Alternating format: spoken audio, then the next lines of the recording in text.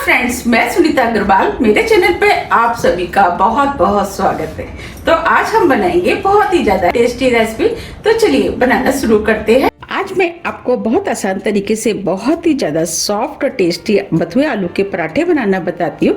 कैसे बनाए जाते हैं इसे मैं आपको दो तरीके से बनाना बताऊंगी। अगर आपको पराठे बनाने में दिक्कत आती है और पराठे फट जाते हैं, मैं आपको जिस तरीके से बनाना बताऊंगी, अगर आप उस तरीके से बनाएंगे तो आपके पराठे पहली बार में ही बहुत ही ज़्यादा बढ़िया बनके तैयार होंगे और फटेंगे भी नहीं।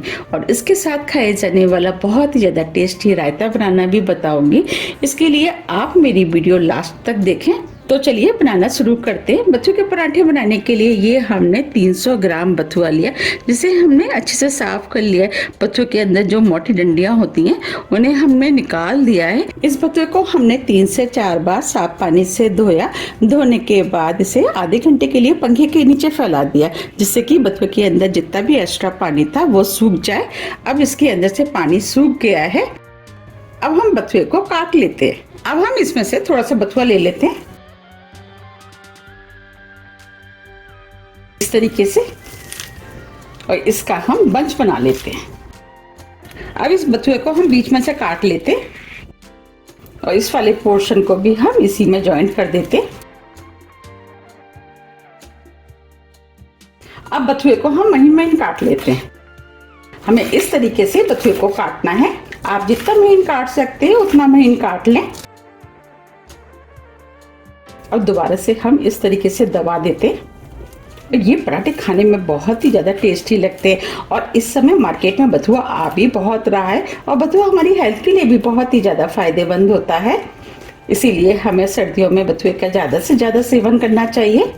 देखिए, हमने बथुए को काट लिया है। ये हमने सभी बथुए को काट लिया है।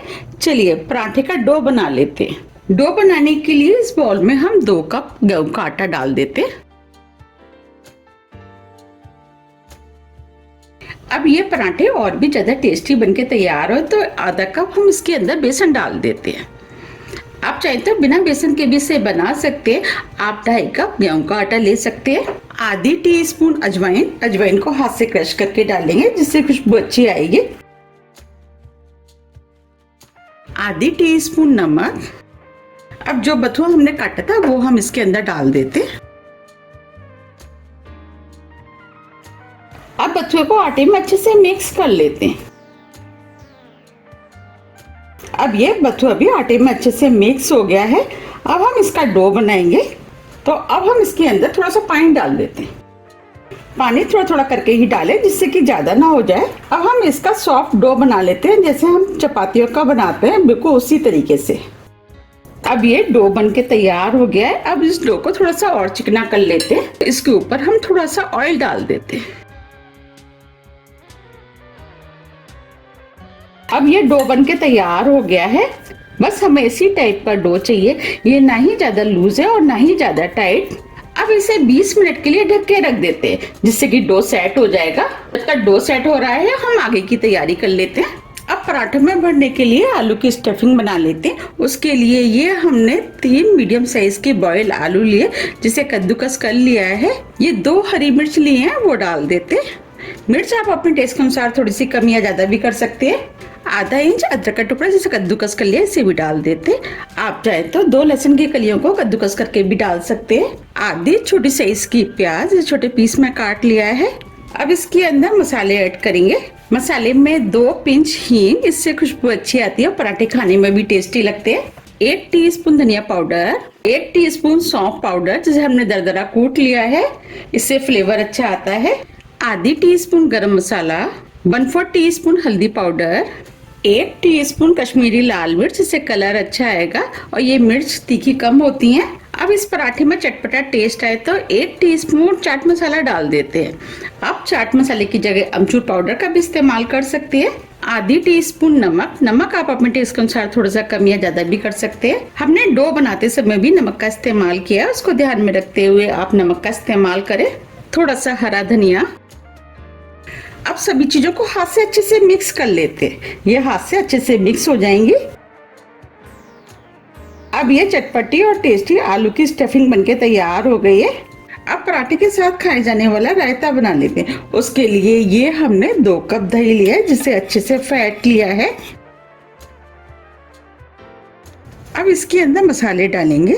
मसाले में आधी टीस्पून भुना वाला जीरा, आधी टीस्पून लाल मिर्च, मिर्च आप अपने टेस्ट के अनुसार थोड़ी सी कम या ज्यादा भी कर सकते हैं, 1/4 टीस्पून पुदीना पाउडर। अब इस रायते में चटपटा टेस्ट है, उसके लिए आधी टीस्पून चाट मसाला डाल देते हैं, 1/4 टीस्पून काला नमक, इससे फ्लेवर अच्छा आएगा, आधी टीस्पून सफेद वाला नमक, ये वही वाला नमक है जो हम खाने में इस्तेमाल करते हैं। हम वेजिटेबल रायता बनाएंगे, उसके लिए ये हमने कुछ वेजिटेबल लिए। वेजिटेबल में प्याज, खीरा, टमाटर, गाजर लिए। ये सभी वेजिटेबल 2-2 टेबल स्पून के करीब है। अब सभी वेजिटेबल को इसके अंदर डाल देते और इसे मिक्स कर देते। ये एक छोटे साइज की हरी मिर्च लिए, इसे भी डाल देते, थोड़ा सा हरा धनिया, इससे फ्लेवर अच्छा आएगा, और दोनों चीजों को मिक्स कर देते। अब ये रायता बनके तैयार हो गया है। आप चाहे तो इस रायते को इस तरीके से भी खा सकते हैं, लेकिन हम इसमें स्मोकी फ्लेवर देंगे, उसकी वजह से रायता खाने में और भी ज्यादा टेस्टी लगेगा। ये हमने मिट्टी का दीपक लिया है। अब हम इसके ऊपर गरम चारकोल को रख देते हैं। अब इसमें स्मोकी फ्लेवर है, उसके लिए हम थोड़ा सा इसके ऊपर देसी घी डाल देते हैं, थोड़ी सी हींग। अब कुछ सेकंड के लिए इसे ढक देते हैं। अब इसके अंदर स्मोकी फ्लेवर आ गया है। अब हम इसे बाहर निकाल लेते हैं। अब ये स्मोकी फ्लेवर का रायता बनके तैयार हो गया है, और ये रायता खाने में बहुत ही ज्यादा टेस्टी लगता है। हम इसे साइड में रख देते हैं और पराठे बना लेते हैं। अब इधर आटा भी सेट हो गया है। अब हम इसमें से एक लोई तोड़ लेते हैं। जैसे हम चपातियों की तोड़ते हैं, उससे थोड़ी सी बड़ी लोई तोड़नी है, और इस लोई को हम इस तरीके से चिकना कर लेते हैं। चलिए पराठा बना लेते हैं। पराठा बनाने के लिए इस लोई को हम सूखे आटे में लपेट लेते हैं, और इस तरीके से थोड़ा सा दबाते हुए हम इसे बड़ा कर लेते। देखिए, अब हम इसके अंदर स्टफिंग भरेंगे।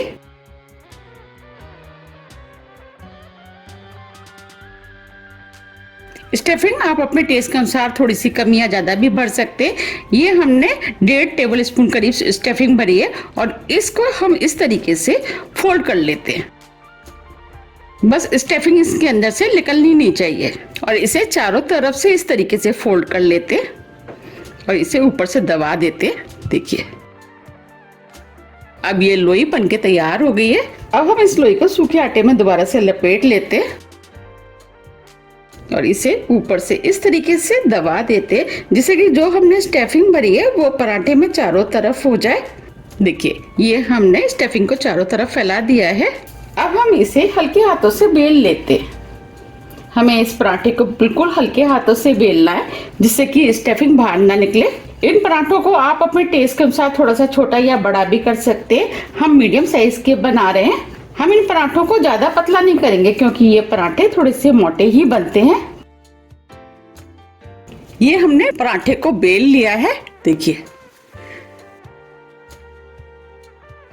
इस तरीके से हमें पराठों को बेलना है।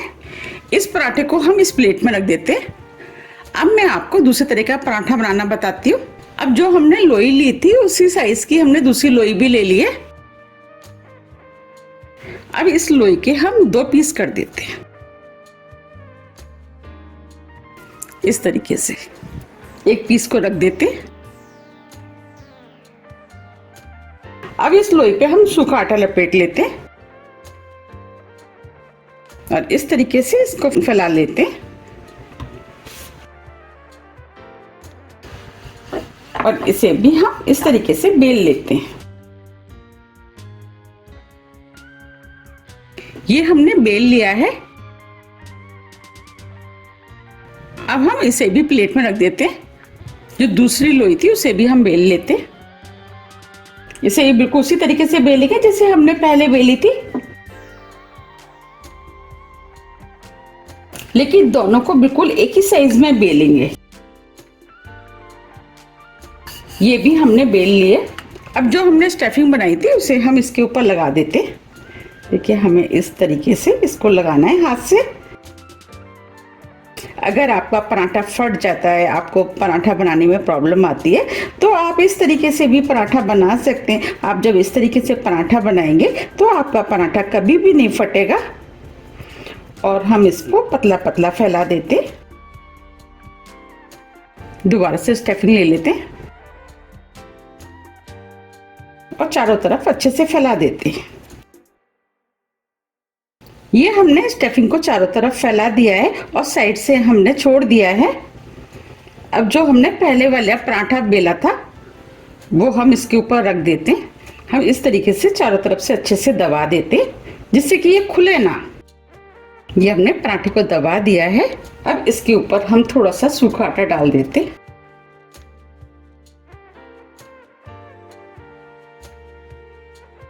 और इसे हम हल्के हाथों से बेल लेते।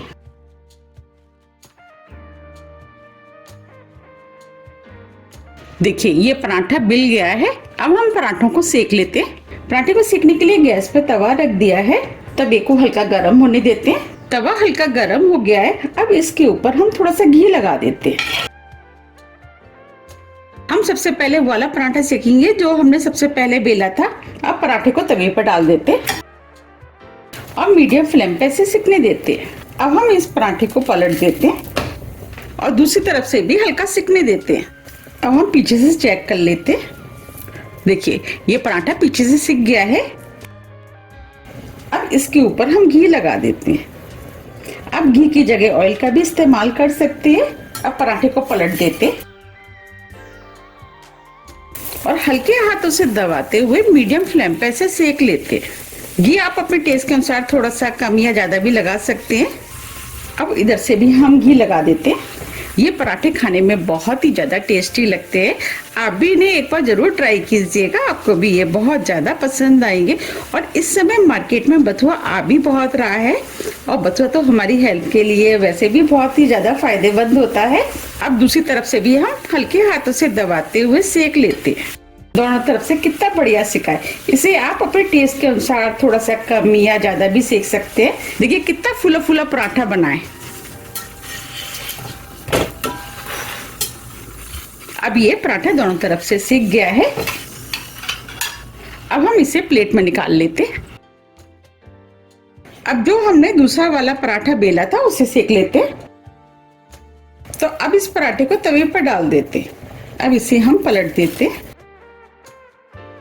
इसे भी हम बिल्कुल उसी तरीके से सेकेंगे जैसे हमने पहले सेका था। अब हम इसे पीछे से भी चेक कर लेते। देखिए ये पीछे से भी सिक गया है। अब इसके ऊपर हम घी लगा देते, पलट देते और इसे हल्के हाथों से दबा देते।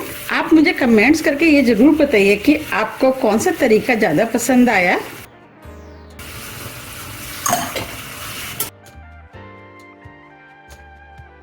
आप देख पा रहे कितने बढ़िया पराठे सिक रहे हैं।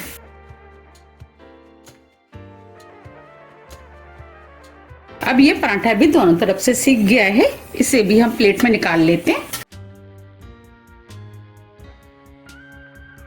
हमें इसी तरीके से सभी पराठों को सेकना है। देखिए दोनों पराठे कितने बढ़िया सिके। अब मैं आपको खोल के भी दिखा देती हूँ।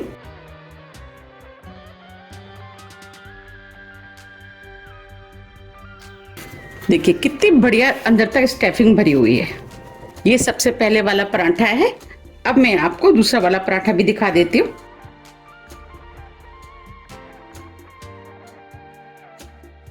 ये पराठा भी बहुत बढ़िया बना है और इस पराठे में चारों तरफ स्टफिंग फैल गई है। ये दोनों ही पराठे खाने में टेस्टी लगते हैं। आपको कौन सा तरीका ज़्यादा पसंद आया आप मुझे कमेंट्स बॉक्स में लिख के ज़रूर बताइएगा। इस तरीके से हम सभी पराठे सेक के तैयार कर लेंगे। अब ये पराठा भी सिक गया है। आप देख पा रहे कितने बढ़िया पराठे सिक के तैयार हुए हैं। अब मैं आपको इन पराठों को सर्व करके दिखाती हूँ। ये खाने में बहुत ही ज़्यादा टेस्टी लगते हैं। आप भी इन्हें बनाइए, खाइए, फिर मुझे कमेंट्स करके ये ज़रूर बताइए कि आपको ये कैसे लगे। मुझे उम्मीद है कि ये आपको बहुत ज़्यादा पसंद आएंगे। आप इसे किसी भी हरी चटनी के साथ खा सकते हैं, अचार के साथ खा सकते हैं। मैंने जो आपको रायता बनाना बताया है, अगर आप उसके साथ खाएंगे तो ये और भी ज्यादा टेस्टी लगते हैं। अब मैं आपको पास से भी दिखा देती हूँ। देखिए कितने बढ़िया पराठे बने हैं और कितने सॉफ्ट है ना, कितने सॉफ्ट। अब मैं आपको तोड़ के भी दिखा देती हूँ।